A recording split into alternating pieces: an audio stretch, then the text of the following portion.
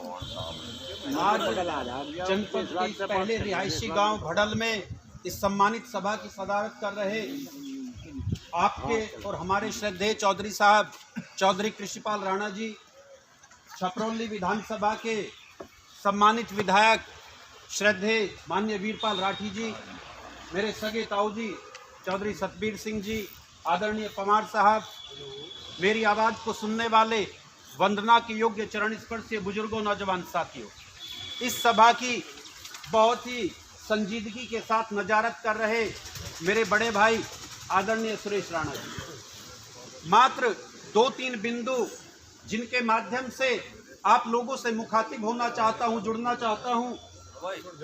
सम्मानित बुजुर्गों, नौजवान साथियों, 19 तारीख को बड़ौत में ये धरना आरंभ हुआ। थोड़े बहुत मनमुटाव के बाद ये 22 तारीख से लगातार अनवरत जारी है। 21 तारीख में बहुत छोटी सी भागीदारी के साथ, चूंकि जनपद में आपकी छपरौली विधानसभा में मात्र 5 झोपड़ी हमारे पास है, हम लोगों ने वहां पर शिरकत की। आवाज बिल्कुल साफ और स्पष्ट होनी चाहिए, मंतव्य भी उतना ही साफ और स्पष्ट होना चाहिए।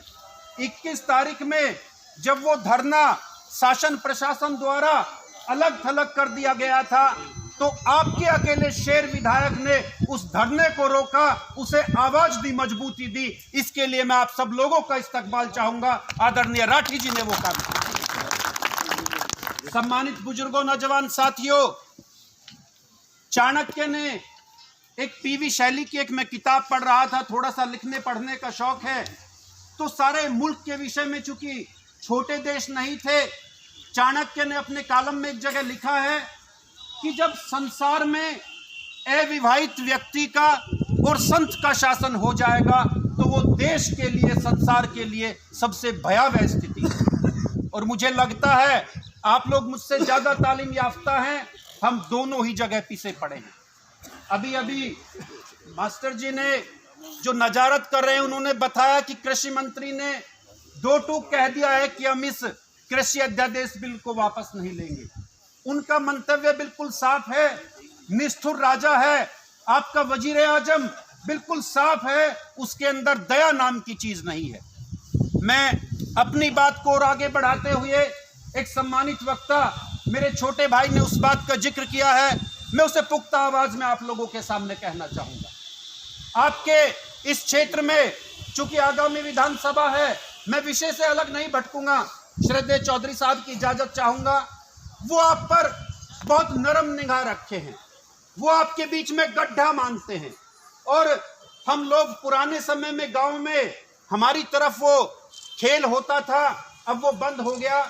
आधा गांव एक तरफ हो जाता था और आधा गांव एक तरफ हो जाता था। होली के बाद में कोड़िका पड़ती थी, तो जो तगड़ा पहलवान होता था, जो बढ़िया कसरत किए रखता था, वो दूसरों के पंजे पर फेरा लाता था। वो पंजे पर फेरा इसलिए लाता था कि वो ज्यादा दबंगई के साथ करता था, और अगर वहां पर वो दब के बैठ जाते, अगर वो धीमी आवाज कर लेते, तो वो उनके ऊपर चढ़ता था। आपके ऊपर इस तरीके से आपके फेरा लाने की तैयारी है, आपको मजबूती के साथ अड़ना होगा।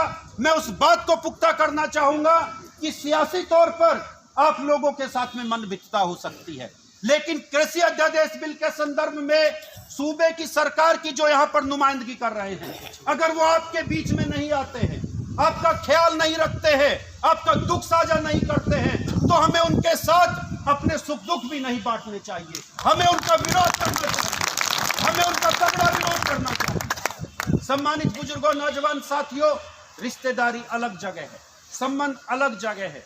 शामली वाले विधायक मेरे सगे जीजा जी हैं, लेकिन विजेंद्र सिंह जी को जब राष्ट्रीय लोकदल श्रद्धेय चौधरी साहब ने टिकट दिया, तो यहां तो हम किन्हीं कारणों से समर्थन नहीं कर पाए, वहां हमने विजेंद्र सिंह जी का समर्थन किया था। आपके खून के अंश में वो बात बोलनी ही चाहिए जो आपके काम में हो, जो आपकी निडरता होगी वो सामने आनी ही चाहिए। अगर हम दब कर अपनी काम को करेंगे तो कोई भी बात कभी भी मनवा नहीं पाएंगे। आपको मुखर होना पड़ेगा, मुखर एक सुर में होना पड़ेगा।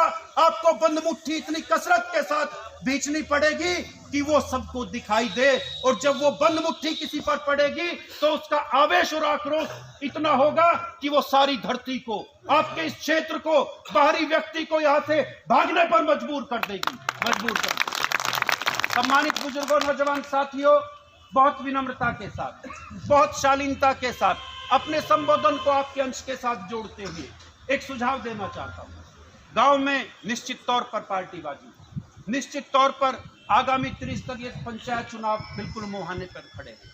हम अपनी बात को सारी को एक तरफ रखकर सारा गांव एक सुर में एक चंदा इकट्ठा करे और उस चंदे से सारे ट्रैक्टर में हम लोग तेल डाले, उससे ही हमारा खाना पीना बने। चूंकि जो डंपर वाले ट्रैक्टर हैं, आगे जो बोनिट जिसके आगे वो लगता है, वो ट्रैक्टर आगे रहेगा। और मुझे लगता है श्रद्धेय नजारत जो कर रहे हैं वो आगे भी आपको बात बताएंगे, हमें एक जेसीबी मशीन का भी तैयार रखना चाहिए।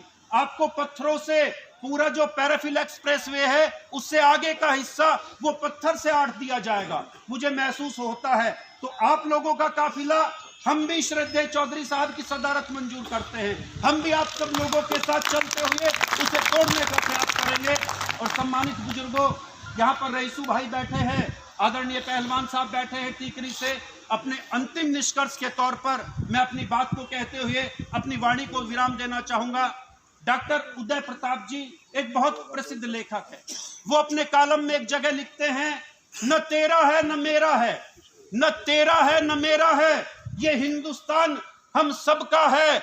नहीं समझी गई ये बात तो नुकसान सबका है। मिल जाती है जो नदियां सागर में, वो दिखलाई नहीं पड़ती, मगर प्रशांत महासागर बनाने में एहसान हम सबका है। धन्यवाद।